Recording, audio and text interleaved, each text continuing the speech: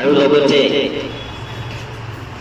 আমি যদিও প্ৰবীণ শিল্পী তেখেতৰ যি কথাৰ ৰিলেটেড যি কাৰ্যসূচী ইতিমধ্যে হৈ আছে তেখেতৰ মহাপ্ৰয়াণৰ পিছতে ঠায়ে ঠায়ে বিভিন্ন কাৰ্যসূচী হৈছে।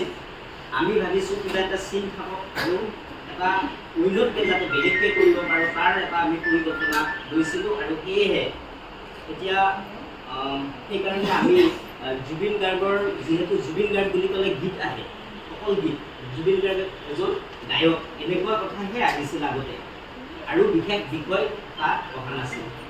আমি আমাৰ সংগঠনৰ পৰিকল্পনা ইতিমধ্যে আমি আজি প্ৰায় 20 দিন আগত আমি এটা প্ৰতিযোগিতাও পাতিলোঁ, অনলাইন প্ৰতিযোগিতা আপোনালোকৰ জ্ঞাত অসমৰ জাতীয় জীৱনত জুবিন গাৰ্গৰ প্ৰভাৱ আৰু গুৰুত্ব জ্ঞাপন কৰিছোঁ। এতিয়া আমি কাৰ্যসূচী এই মঞ্চ সংৰক্ষণ মঞ্চ তালৈকে আপোনালোক আটাইকে আদৰণি জনাইছোঁ।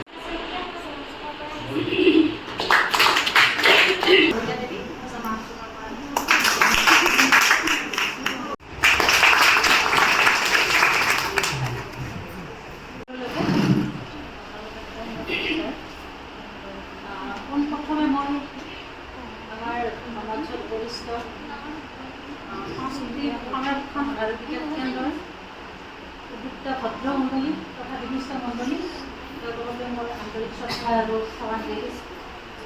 আৰু উপস্থিত মোৰ মৰমৰ আই মাতৃয়ে বুলি ক'ব লাগিব আমাৰ মহিলাসকল সকলোলৈকে মোৰ সাদৰ সম্ভাষণ আৰু মৰম চেনেহ শ্ৰদ্ধা জনাইছোঁ।